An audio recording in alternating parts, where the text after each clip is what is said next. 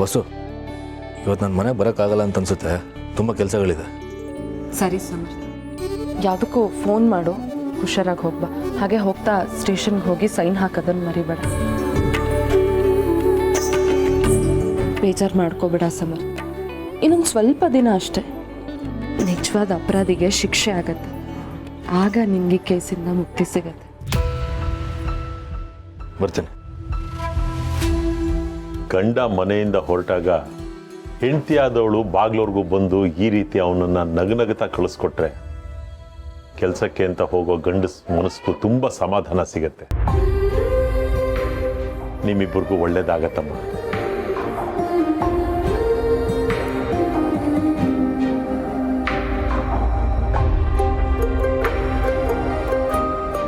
ಓ ಭಾಗ್ಯ aunty, ಕನಕಾಂಟಿ, ಬನ್ನಿ ಬನ್ನಿ.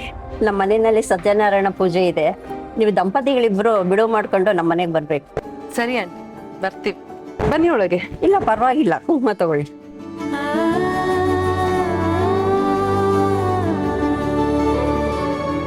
ಓ, ಸಂಧ್ಯಾನು ಇಲ್ಲೇ ಇದ್ದಾಳೆ. ಸಂಧ್ಯನ್ ಗಂಡ ಇದ್ದಿದ್ರೆ ಅವ್ರನ್ನೂ ಪೂಜೆ ಕರಿಬೋದಿತ್ತು. ಗುರುಗಳು ದಂಪತಿಗಳನ್ನ ಕರೆದು ಮಡ್ಲಕ್ಕಿ ತುಂಬಿ ಅಂತ ಹೇಳಿದ್ದಾರೆ. ನಿನ್ ಗಂಡ ಎಲ್ಲಿ ಸಂಧ್ಯಾ? ಅವ್ರನ್ನ ನೋಡಿ ಎಷ್ಟೊಂದ್ ದಿವಸ ಆಯ್ತು. ನಿಮ್ಮಿಬ್ಬರು ಮಧ್ಯೆ ಏನಾದ್ರೂ ಜಗಳ ಆಗಿದ್ಯಾ ಅಥವಾ ಅವ್ರು ನಿಮ್ಮನ್ನ ಬಿಟ್ಬಿಟ್ರಾ?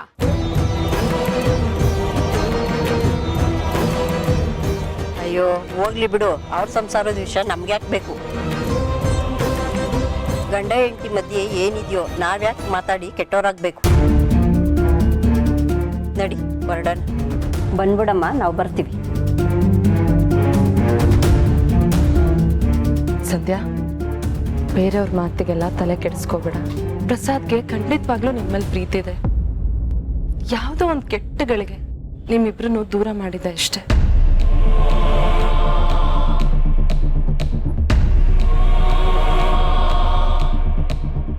ಅವರಿಬ್ಬರು ದೂರ ಆಗೋದಕ್ಕೆ ಕಾರಣ ಕೆಟ್ಟಗಳಿಗೆ ಅಲ್ಲಮ್ಮ, ಈ ಕೆಟ್ಟ ಮನುಷ್ಯ. ನನ್ನ ದುಡ್ಡಿನ ಆಸೆಗೆ ಏನೇನೋ ಎಡವಟ್ಟುಗಳು, ಏನೇನೋ ರಾದ್ಧಾಂತಗಳನ್ನೆಲ್ಲ ಮಾಡಿಕೊಂಡೆ. ಅದಕ್ಕೆ ನನ್ನ ಸೊಸೆ ಮುದ್ದನ್ನು ಸೇರಿಸ್ಕೊಂಡೆ.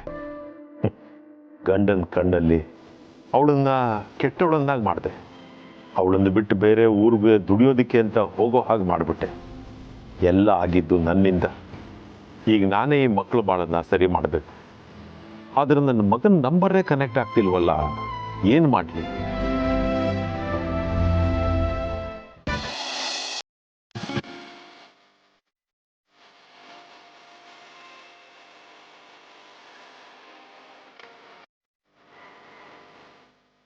ಈಗ ನೋಡು ಹೇಗೆ ಕಾಣಿಸ್ತಿದ್ಯಾ? ದೀಪಿಕಾ, ಯಾಕೆ ಅಳ್ತಿದ್ಯಾ?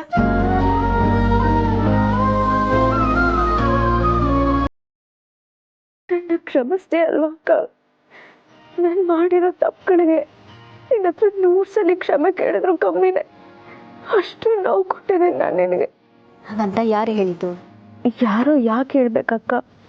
ನಾನು ಮಾಡಿರೋ ತಪ್ಪುಗಳೆಲ್ಲ ನನ್ನ ಕಣ್ಮುಂದೆನೇ ಬರ್ತಾ ಇದೆ. ನಿನ್ನನ್ನಾಗ್ಲಿ ಮನೆಯವ್ರನ್ನಾಗ್ಲಿ ಅರ್ಥ ಮಾಡ್ಕೊಳ್ದೆ ನಾನು ಏನೇನೆಲ್ಲ ಮಾಡಿಬಿಟ್ಟೆ. ಅಪ್ಪ ಅಮ್ಮನಿಂದನೂ ನಾನು ನಿನ್ನನ್ನು ದೂರ ಮಾಡಿಬಿಟ್ಟೆ. ಈಗ ಅವರು ನಮ್ಮಿಬ್ಬರಿಂದನೂ ದೂರ ಉಳ್ಕೊಂಡ್ರು. ಮಾತ್ಗೂ ನಿನ್ನ ಅನಾಥೆ ಅನಾಥೆ ಅಂತ ಹಂಗಿಸ್ತಿದ್ದೆ.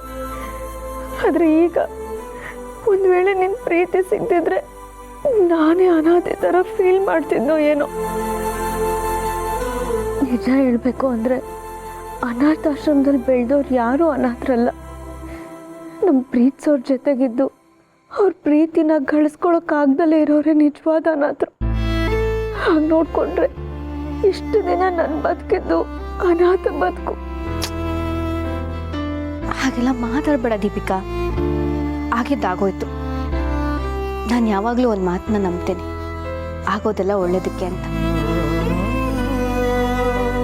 ಈಗ ಇಷ್ಟೆಲ್ಲ ಆಗಿದ್ದಕ್ಕೆ ನಮ್ಮ ಪ್ರೀತಿ, ನಮ್ಮ ಸಂಬಂಧ ಗಟ್ಟಿಯಾಗಿರೋದಲ್ವಾ? ನನಗೆ ನೀನು ಸಿಕ್ಕಿದೀಯಾ, ನಿನಗೆ ನಾನು ಸಿಕ್ಕಿದ್ದೀನಿ. ಈ ಮನೆಗೆ ಅಕ್ಕ ತಂಗಿರೇ ಸೊಸೆಂದಿರ ಸಿಕ್ಕಿದ್ದೀವಿ. ನಮ್ಮನ್ನೇ ಪ್ರಪಂಚ ಅಂದ್ಕೊಂಡಿರೋ ಈ ಮನೆಯವರು ನಮಗೆ ಸಿಕ್ಕಿದ್ದಾರೆ. ಇದೆಲ್ಲ ಅದೃಷ್ಟ ಅಲ್ವಾ? ಇಂಥ ಅದೃಷ್ಟನ ನಾನು ಅರ್ಥನೇ ಮಾಡ್ಕೊಳ್ಳಿಲ್ಲ ಅಲ್ವಾ ಅಕ್ಕ? ಈಗಲೂ ಕಾಲ ಮಿಂಚಿಲ್ಲ. ಇವತ್ತಿನವರೆಗೂ ಏನೆಲ್ಲ ಮಿಸ್ ಮಾಡ್ಕೊಂಡ್ವೋ ಇನ್ನು ಮುಂದೆ ಅದನ್ನೆಲ್ಲ ಪಡ್ಕೋಬೇಕು. ನಮ್ಮಿಬ್ರು ಖುಷಿ, ನಗು, ಪ್ರೀತಿ ಎಲ್ಲ. ಹೌದಕ್ಕ, ನಾನು ಮತ್ತೆ ಪುಟ್ಟ ಹುಡುಗಿಯಾಗಿ ನಿನ್ನ ಹಿಂದೆ ಅಕ್ಕ ಅಕ್ಕ ಅಂದ್ಕೊಂಡು ಓಡಾಡಬೇಕು ಅನ್ನಿಸ್ತಿದೆ. ಈಗಲೂ ನಿನ್ನ ಪುಟ್ಟ ಹುಡುಗಿನೇ.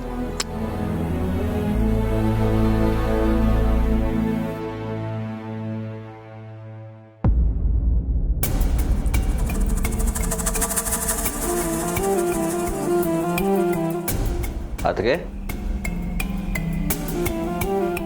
ಏನು ವಿಷಯ ಅದಕ್ಕೆ ಬರೋಕ್ಕೆ ಹೇಳಿದ್ರೆ? ಮಹೇಶ್ವರೇ, ಶಾರ್ವರಿ ವಿಷಯನೆಲ್ಲ ನಾನು ಮಾಧವ್ರ ಹತ್ರ ಹೇಳಕ್ಕೆ ಹೊರಟೆ. ಹೌದಾ? ಅಣ್ಣ ನೀವು ಹೇಳಿದ್ನಲ್ಲ ನಂಬನ್ನ? ಇಲ್ಲ, ನಾನು ಒಂದು ಮಾತು ಹೇಳೋದ್ರಲ್ಲಿ ಅವ್ರು ಇದಕ್ಕಿದ್ದಂಗೆ ಹೋಗಿ ಶಾರ್ವರಿನೇ ಕರ್ಕೊಂಬಂದ್ಬಿಟ್ರು. ಏನು ಹೇಳ್ತಿದ್ದೀರಾ ಅದಕ್ಕೆ ನೀವು? ಹೌದು, ಆಕ್ಸಿಡೆಂಟ್ ಮಾಡಿದ್ದು ಶಾರ್ವರಿ ಅಂತ ಹೇಳಿದೆ. ಅಷ್ಟಕ್ಕೆ ಆ ಚಿಕ್ಕ ಮಗುಗೆ ನಾನೇನಾದರೂ ಮಾಡಿದ್ರೆ ಇಡೀ ಮಾಧವನ್ ಮನೆನೇ ಮುಳುಗಿ ಹೋಗುತ್ತೆ ಅಂತ ನಾನು ತಿಳ್ಕೊಂಡಿಲ್ಲ. ನಾನು ಮಾಡೋ ಪ್ಲ್ಯಾನ್ಗಳು ದೊಡ್ಡದಾಗಿರತ್ತೆ, ನೀನು ಅನುಭವಿಸೋ ನೋವು ಇನ್ನೂ ದೊಡ್ಡದಾಗಿರತ್ತೆ. ಅವಳು ಇಷ್ಟೆಲ್ಲ ಹೇಳಿದಾಳೆ ಅಂದರೆ ಅವಳ ತಲೆಯಲ್ಲಿ ಏನೋ ಓಡ್ತಿದೆ ಅಂತಲೇ ಅರ್ಥ. ಅವಳು ಏನೂ ಅನಾಹುತ ಮಾಡದೇ ಇರೋವಾಗ ನಾವು ನೋಡ್ಕೋಬೇಕು. ಛೇ, ದೇವರ ಗುಡಿ ಅಂತ ಮನೇಲಿ ರಕ್ತ ಪಿಶಾಚಿನ ಇಟ್ಕೊಂಡಂಗಾಯ್ತು. ಮನೆಯವರೆಲ್ಲರೂ ಅವಳನ್ನು ನಂಬಿಟ್ಟಿದ್ದಾರೆ. ಅವಳ ನಾಟಕಗಳು ಅಣ್ಣಂಗಾಗಲಿ ಮಕ್ಳಿಗಾಗಲಿ ಅರ್ಥ ಆಗ್ತಿಲ್ಲ. ಅದಕ್ಕೆ ಅವಳ ಬಗ್ಗೆ ನಾವು ಏನು ಹೇಳಿದ್ರೂ ಅದನ್ನು ನಂಬೋ ಪರಿಸ್ಥಿತಿಲಿ ಇವ್ರು ಯಾರೂ ಇಲ್ಲ. ಹೌದು, ನನಗೂ ಹಾಗೆ ಅನ್ನಿಸ್ತು. ಪೂರ್ತಿ ಸಾಕ್ಷಿಗಳಿಲ್ಲ ಅಂದರೆ ಮಾಧವ್ ಅವ್ರನ್ನಾಗಲಿ ಅವಿನಾಗಲಿ ಅಭಿನಾಗಲಿ ನಂಬಿಸೋದು ಕಷ್ಟ. ನಮಗೆ ಸಾಕ್ಷಿಗಳು ಸಿಗೋವರೆಗೂ ನಾವು ಎಚ್ಚರಿಕೆಯಿಂದ ಇರಬೇಕು. ಯೋಚನೆ ಮಾಡಬೇಡಿ ಅದಕ್ಕೆ. ನಾನು ಅವಳ ಮೇಲೆ ಒಂದು ಕಣ್ಣಿಟ್ಟಿರ್ತೀನಿ. ಮನೇಲಿ ಏನು ಅನಾಹುತ ಆಗದೆ ಇರೋ ಥರ ಹುಷಾರಾಗಿರೋಣ.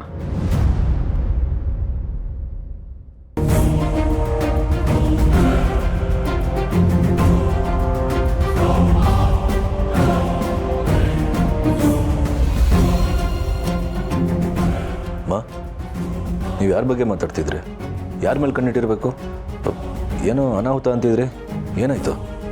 ಅದು ಅದೇ ಕೆಫೆಲಿ ಫುಡ್ ಫೆಸ್ಟಿವಲ್ ನಡೆಸ್ಬೇಕು ಅಂದ್ರಲ್ಲ, ಅದ್ರ ಬಗ್ಗೆ ಮಾತಾಡ್ತಾ ಇದ್ವಿ. ಅಡುಗೆ ಚೆನ್ನಾಗಾಗಬೇಕು, ಕಣ್ಣಲ್ಲಿ ಕಣ್ಣಿಟ್ಟು ನೋಡ್ಕೋಬೇಕು, ಅಡುಗೆ ಹಾಳಾಗಿ ಯಾವುದೇ ಸಮಸ್ಯೆ ಆಗದೆ ಅನಾಹುತಗಳಾಗಬಾರ್ದು ಅಂತ ಮಹೇಶ್ ಅವ್ರು ಹೇಳ್ತಿದ್ರು ಅಷ್ಟೇ. ಹೌದೌದು, ಅಡುಗೆ ಹಾಳಾಗಿ ಅದನ್ನು ಊಟ ಮಾಡಿದವ್ರಿಗೆ ಆರೋಗ್ಯದಲ್ಲಿ ಏನಾದರೂ ಏರುಪೇರಾದರೆ ಅದು ಅನಾಹುತ ತಾನೇ. ಅದನ್ನೇ ಅದಕ್ಕೆ ಅವ್ರಿಗೆ ಹೇಳ್ತಿದ್ದೆ. ಅದಕ್ಕೆ ನಾನು ಹೇಳಿದ್ದೆಲ್ಲ ನೆನಪಿದೆ ತಾನೇ? ನಿಮ್ಮ ಜೊತೆ ಆಮೇಲೆ ಮಾತಾಡ್ತೀನಿ. ಅದಕ್ಕೆ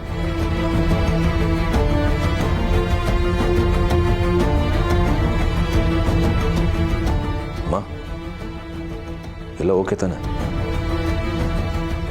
ಯಾಕೋ ಪಾಪು ಹಾಗೆ ಕೇಳ್ತೀಯಾ? ನಾನು ಆರಾಮಾಗೇ ಇದ್ದೀನಿ. ಆದರೂ ನೀವು ನನ್ನಿಂದ ಏನು ಮುಚ್ಚಿಡ್ತಿಲ್ಲ ಅಲ್ವಾ? ಇಲ್ಲ ಪಾಪು, ಅಂಥದ್ದೇನೂ ಇಲ್ಲ. ಏನಾದರೂ ಇದ್ದರೆ ನಿನ್ನ ಹತ್ರ ಹೇಳ್ತೀನಿ. ನೀನು ಯಾಕೆ ಚಿಂತೆ ಮಾಡ್ತೀಯಾ? ನೀನು ಹೋಗು. ಸರಿ ಅಮ್ಮ, ಏನೇ ಸಮಸ್ಯೆಗಳಿದ್ರೂ ನೀವು ಜಾಸ್ತಿ ತಲೆಗೆ ಹಚ್ಕೊಳಕ್ಕೆ ಹೋಗ್ಬಿಡಿ. ಏನಿದ್ರು ನನಗೆ ಹೇಳಿ, ನಾನು ನೋಡ್ಕೊತೀನಿ. ನೀವು ನೆಮ್ಮದಿಯಾಗಿರ್ಬೇಕು ಅಷ್ಟೇ.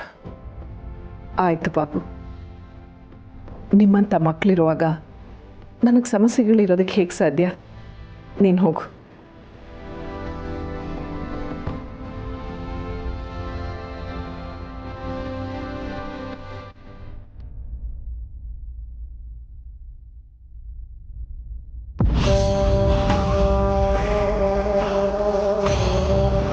ಮುಖಕ್ಕೆ ಎಷ್ಟೇ ಬಣ್ಣ ಹಚ್ಕೊಂಡ್ರು ನಿನಗೆ ಕೊಳಕು ಬುದ್ಧಿನ ಮುಚ್ಚಿಡೋಕ್ಕಾಗಲ್ಲ. ನಿನ್ನ ನಾಟಕದ ಮಾತುಗಳಿಂದ ನೀಚತನನ ಮರೆ ಮಾಡಬಹುದು, ಆದರೆ ಆ ನೀಚತನಕ್ಕೆ ತಕ್ಕ ಶಾಸ್ತಿ ಒಂದಲ್ಲ ಒಂದಿನ ಆಗೇ ಆಗತ್ತೆ. ಹೌದು, ನಂದು ನೀಚ ಬುದ್ಧಿನೇ, ನಾನು ಕ್ರೂರಿನೇ. ಈ ಮನೆ ನೆಮ್ಮದಿನ ಹಾಳು ಮಾಡಬೇಕು ಅಂತ ಕಾಯ್ತಾ ಇದ್ದೀನಿ. ಇದೇ ನನ್ನ ನಿಜವಾದ ಬಣ್ಣ.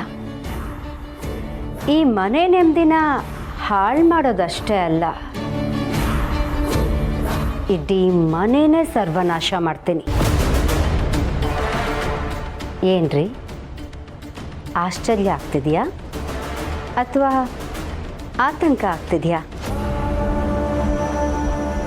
ಇಷ್ಟು ದಿನ ತಾಳಿ ಕಟ್ಟಿದ ಗಂಡ ಏನೋ ಮಾತಾಡ್ಕೋತಿದ್ದಾರೆ ಅಂತ ಸುಮ್ಮನಿರ್ತಿದ್ದೆ. ನನಗೆ ನಿಮ್ಮ ಮೇಲಿರೋ ಪ್ರೀತಿನೋ ಕನಿಕರನೋ ಅಥವಾ ನೀವು ನನಗೆ ಮುತ್ತೈದೆ ಭಾಗ್ಯ ಕೊಟ್ಟಿದ್ದೀರಾ ಅನ್ನೋ ಭಾವನೆನೋ ನಾನೇನೋ ಮಾತಾಡದೆ ಸುಮ್ಮನಿರ್ತಿದ್ದೆ. ಆದ್ರೀಗ ಆ ತುಳಸಿ ಜೊತೆ ಸೇರಿಕೊಂಡು ನನ್ನ ವಿರುದ್ಧನೇ ಕತ್ತಿ ಮಸೀತಿದ್ದೀರಾ, ನನ್ನನ್ನೇ ಮುಳುಗ್ಸೋಕೆ ಪ್ರಯತ್ನ ಪಡ್ತಿದ್ದೀರಾ. ಹಾಗಿರುವಾಗ ನಾನೇನು ಅನ್ನೋದು ನಿಮಗೆ ನೆನಪು ಮಾಡಬೇಕಲ್ವಾ? ನನ್ನ ವಿಚಾರವಾಗಿ ಈ ಮನೇಲಿ ಏನೇ ನಡೆದ್ರೂ ಆ ತುಳಸಿ ನಿಮಗೆ ಹೇಳೇ ಹೇಳ್ತಾಳೆ.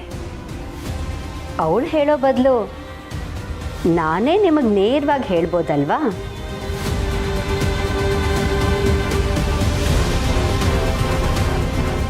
ಈ ಮೇಕಪ್ಪಿಂದಾನೇ ನನ್ನ ಕಣ್ಣಲ್ಲಿ ನನ್ನ ಮನಸ್ಸಿನಲ್ಲಿ ಉರಿತಿರೋ ಬೆಂಕಿನ ಪ್ರತಿದಿನ ಮುಚ್ಚಿಟ್ಕೊಂಡು ಬಂದಿದ್ದೀನಿ.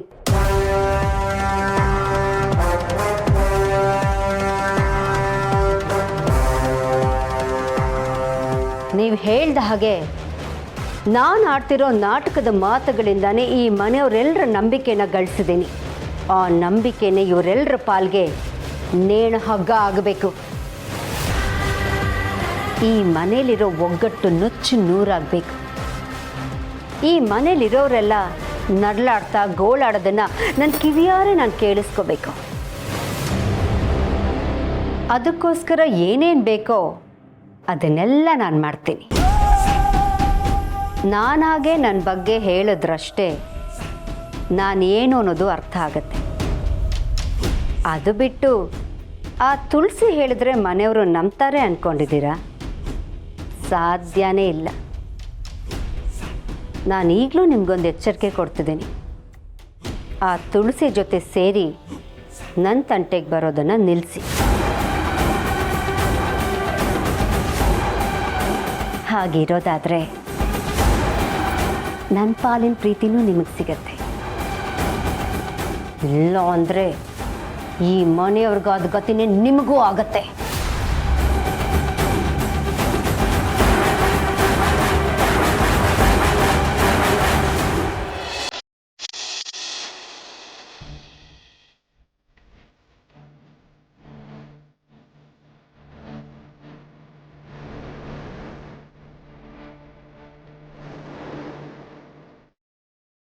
ಸಂಧ್ಯಾ, ತುಂಬ ಸುಸ್ತಾದಿರೋ ಹಾಗಿದ್ಯಾ? ಕೆಲಸ ಜಾಸ್ತಿ ಇತ್ತಾ? ಹೌದು ಸರಿ, ಒಂದು ಈವೆಂಟ್ ನಡೀತಿದೆ, ತುಂಬ ಕೆಲಸ ಇದೆ, ಅದಕ್ಕೆ ಸುಸ್ತು.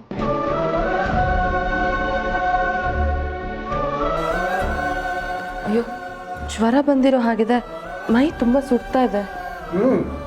ಹಗಲು ರಾತ್ರಿ ಕೆಲಸ ಅಂತ ಓಡಾಡ್ತಿದ್ರೆ ಇನ್ನೇನಾಗುತ್ತೆ ಹೇಳು? ಸಿರಿ, ಅವಳಿಗೆ ಸ್ವಲ್ಪ ಗಂಜಿ ಮಾಡಿಕೊಡು. ಹಾಗೆ ಮನೆಯಲ್ಲಿ ಟ್ಯಾಬ್ಲೆಟ್ ಇದ್ರೆ ಕೊಡು, ಅದನ್ನು ನುಂಗ್ಬಿಟ್ಟು ನಿದ್ದೆ ಮಾಡಲಿ. ನೋಡು, ಅವಳಿಗೆ ಎದ್ದ ಮೇಲೆ ಸ್ವಲ್ಪ ಕಷಾಯನೂ ಮಾಡಿಕೊಡು. ಪಾಪ ನನ್ನ ಸೊಸೆ ಮುದ್ದು ದುಡಿಯೋಕ್ಕೆ ಇಷ್ಟೆಲ್ಲ ಕಷ್ಟಪಡ್ತಿದ್ದಾಳೆ. ಇಂಥ ಟೈಮ್ನಲ್ಲಿ ನನ್ನ ಮಗ ಅವಳ ಜೊತೆಗಿದ್ದಿದ್ದರೆ ಎಷ್ಟು ಸಂತೋಷವಾಗಿರ್ತಿದ್ಲೋ ಏನೋ.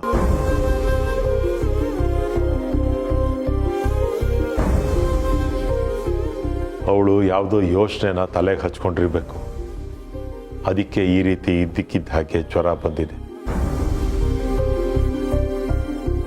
ಬರೀ ಕೆಲಸ ಮಾಡಿ ಸುಸ್ತಾಗಿ ಜ್ವರ ಬಂದು ಮಲ್ಗೋಳಲ್ಲ ನನ್ನ ಸೊಸೆ ಮುದ್ದು. ಯೋಚನೆನಾ? ಅಂಥದ್ದೇನು ಯೋಚನೆ? ಹಾಗೇನಾದರೂ ಇದ್ರೆ ಹೇಳ್ಕೋ. ಅದು ಹೇಗೆ ಹೇಳ್ಕೊತಾಳೆ ಬಿಡಿ. ಅವಳಿಗೇನು ಯೋಚನೆ ಅನ್ನೋದು ಈ ಪಾಪಿ ಮಾವನಿಗೆ ಮಾತ್ರ ಗೊತ್ತು. ಏನೋ ಗೊತ್ತು ನಿಂಗೆ? ಅವಳು ನನ್ನ ಮಗನ ಬಗ್ಗೆನೇ ಯೋಚನೆ ಮಾಡ್ತಾ ಇದ್ದಾಳೆ.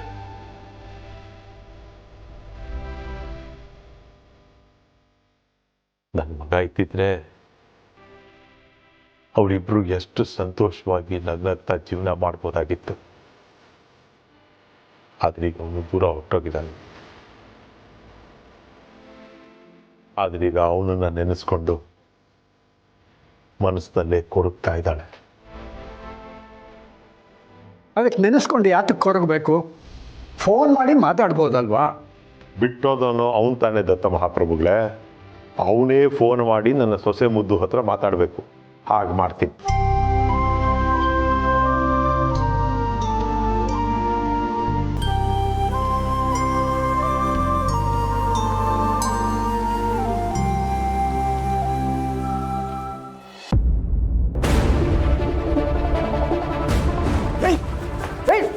ಏ ಜುಗ್ಗ, ಏನೋ ಇದು ಕುಡ್ಕೊಂಡು ಬಂದಿದೀಯಾ? ನಾಯಿ ಬಾಲಕ್ಕೆ ದೆಬ್ಬೆ ಕಟ್ಟಿದ್ರೆ ಯಾವತ್ತಿಗೂ ನೆಟ್ಗಾಗೋಲ್ಲ ಕಣು. ಏನು ನಿನ್ನ ಅವಸ್ಥೆ ಇದು? ದುಃಖ ದುಃಖ ಮಹಾಪ್ರಭುಗಳೇ.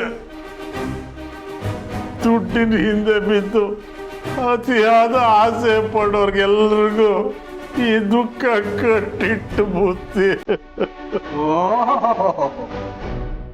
ಕುಡಿದ ತಕ್ಷಣ ಜ್ಞಾನೋದಯ ಆಗಿಬಿಡುತ್ತಲ್ಲ. ನಿನಗೆ ಈಗ ಹೇಳಿದ್ರೆ ಬುದ್ಧಿ ಬರಲ್ಲ. ಹೆಂಗೆ ಹೇಳ್ತಿಲ್ಲ ಮಹಾಪ್ರಭುಗಳೇ. ಕೂತ್ಕೋ ಕೂತ್ಕೋ ಕೂತ್ಕೋ ಕೂತ್ಕೋ ಹುಷಾರ್. ಕೂತಿರು ಕೂತಿರು.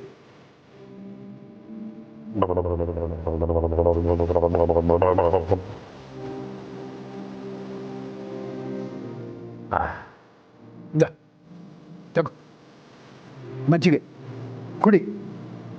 ಕುಡಿಯೋ, ಸ್ವಲ್ಪ ಆದರೂ ಕುಡಿದಿರೋ ನಶೆ ಇಳಿಲಿ. ಅಲ್ಲ ಕಣೋ, ಹೀಗೆ ಕುಡ್ಕೊಂಡು ಬಂದರೆ ಏನಿದೆ ನಿನ್ನ ಅವಸ್ಥೆ? ಮನೆಯವರೆಲ್ಲ ನಿನ್ನ ಮೇಲೆ ಇಟ್ಟಿರೋ ನಂಬಿಕೆ, ಆ ಚೂರು ಪಾರು ಅದನ್ನು ಕಳ್ಕೊತೀಯಲ್ಲೋ. ಹೋಗ್ಲೇ ಬಿಡಿ ದತ್ತ ಮಹಾಪ್ರಭುಗಳೇ. ಈ ಮನೆಯವ್ರ ನಂಬಿಕೆ ಗಳಿಸೋ, ನಂಬಿಕೆ ಉಳಿಸೋ ಯೋಗ್ಯತೆ, ಅರ್ಹತೆ ಎರಡೂ ನನಗಿಲ್ಲ ದತ್ತ ಮಹಾಪ್ರಭುಗಳು. ನನ್ನಂತವನು ಈ ಭೂಮಿ ಮೇಲೆ ಬದುಕಿರೋದಕ್ಕೆ ನಾಲಾಯಕ್ಕು. ಏ ಜುಗ, ಈ ಅಳೋ ನಾಟಕ ಎಲ್ಲ ಸಾಕು. ಹೋಗಿ ಬಿದ್ಕೋ. ಇಲ್ಲ ದತ್ತ ಮಹಾಪ್ರಭುಗಳೇ, ನಾನ್ ಮಾಡಿರೋ ಪಾಪಗಳು ನನ್ನನ್ನ ಚುಚ್ಚಿ ಚುಚ್ಚಿ ಕೊಲ್ತಾ ಇದೆ. ಕಾಸ್ಗೆ ಆಸೆ ಪಟ್ಟು ಮಗ ಸೊಸೆ ಇಬ್ರು ದೂರ ಆಗೋ ಹಾಗೆ ಮಾಡ್ಬಿಟ್ಟೆ. ನನ್ನ ಸೊಸೆ ತಲೆಯನ್ನು ಕೆಡಿಸಿ ಅವಳು ದುಡ್ಡು ಹಿಂದೆ ಹೋಗೋ ಹಾಗೆ ಮಾಡಿದೆ. ಅದನ್ನ ನೋಡಿ ನನ್ನ ಮಗ ದೂರ ಹೊರಟೋದ. ಎಲ್ಲ ತಂದೆ ತಾಯಿನು ಮಕ್ಕಳ ಜೀವನ ಚೆನ್ನಾಗಿರ್ಲಿ ಅಂತ ಆಸೆ ಪಡ್ತಾರೆ. ಆದ್ರೆ ನಾನು ಮಕ್ಕಳ ಜೀವನನ ಹಾಳು ಮಾಡಿದ ಕೆಟ್ಟ ತಂದೆ ಆಗ್ಬೋದು. ನಂದು ಒಂದು ಜನ್ಮನ ದತ್ತ ಮಹಾಪ್ರಭುಗಳೇ. ಇಂಥ ಅನಿಷ್ಟದ ಕೆಲಸಗಳನ್ನ ಮಾಡೋದ್ರ ಬದಲು ನನ್ನ ಪ್ರಾಣನೇ ಹೊರಟೋಗಿದ್ದಿದ್ರೆ ಚೆನ್ನಾಗಿರೋದು. ಜುಗ್ಗ, ಪಶ್ಚಾತ್ತಾಪಕ್ಕಿಂತ ದೊಡ್ಡ ಶಿಕ್ಷೆ ಇಲ್ಲ ಅಂತ ಹೇಳ್ತಾರೆ. ಈಗ ನೀನು ಮಾಡಿದ ತಪ್ಪೆಲ್ಲ ನಿನಗೆ ಗೊತ್ತಾಗಿ ಇಷ್ಟು ನೊಂದ್ಕೋತಾ ಇದ್ದೀಯಲ್ಲ, ಇನ್ನು ಮುಂದಕ್ಕೆಲ್ಲ ಒಳ್ಳೇದಾಗತ್ತೆ. ಈಗ ನಡಿ ನೀನು.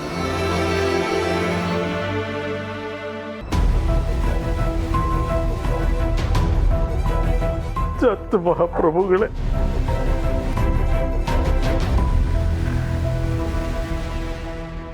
ಆದಷ್ಟು ಬೇಗ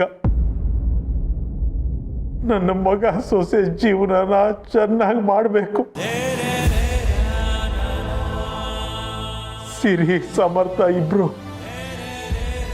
ಈ ಮನೆಯಲ್ಲಿ ನಗುತ್ತಾ ಓಡಾಡ್ಕೊಂಡಿರೋದನ್ನ ನೋಡಿದ್ರೆ ನನ್ನ ಮಗ ಸೊಸೆ ಜೀವನನು ಹೀಗೆ ಇರಬಾರ್ದ ಅನ್ನೋ ಆಸೆ ನನಗಾಗತ್ತೆ.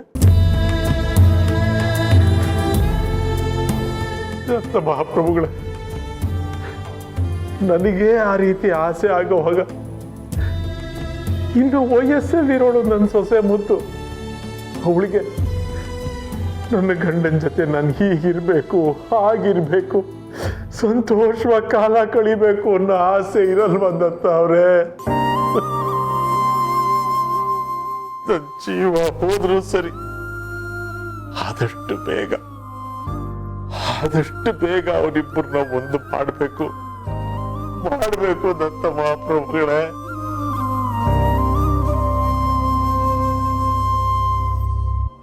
ಬ್ರೋ, ನಾವು ಕೊಡೋ ಪ್ರೆಸೆಂಟೇಷನ್ಗೆ ಆ EPL ಕಂಪ್ನಿಯವರು ನಮಗೆ ಪ್ರಾಜೆಕ್ಟ್ ಕೊಡಲೇಬೇಕು. ನಮ್ಮ ಕಾನ್ಸೆಪ್ಟು ತುಂಬ ಯೂನಿಕ್ ಆಗಿರಬೇಕು. ನಮ್ಮ ಪ್ರತಿಯೊಂದು ಪಾಯಿಂಟ್ಸು ಅವ್ರಿಗೆ ಇಂಪ್ರೆಸ್ ಮಾಡೋ ಹಾಗಿರಬೇಕು. ನೀವೇನು ಯೋಚನೆ ಮಾಡಬೇಡಿ ಅಣ್ಣ, ನಾವು ಅಂದ್ಕೊಂಡಿರೋ ಥಾಟ್ಸ್ ಎಲ್ಲ ತುಂಬ ಚೆನ್ನಾಗೇ ಇದೆ. ಅಲ್ಲಿ ಎಷ್ಟೇ ಕಂಪ್ನಿ ಬಂದಿದ್ರು ನಮ್ಮ ಕಾನ್ಸೆಪ್ಟ್ ಗೆದ್ದೇ ಗೆಲ್ಲುತ್ತೆ. ಅದನ್ನು ಹೇಗೆ ಪ್ರೆಸೆಂಟ್ ಮಾಡಬೇಕು ಅಂತ ನಾವು ಪ್ಲ್ಯಾನ್ ಮಾಡೋಣ. ಹಾಗಾದರೆ ಮೊದಲು ಅಭಿ,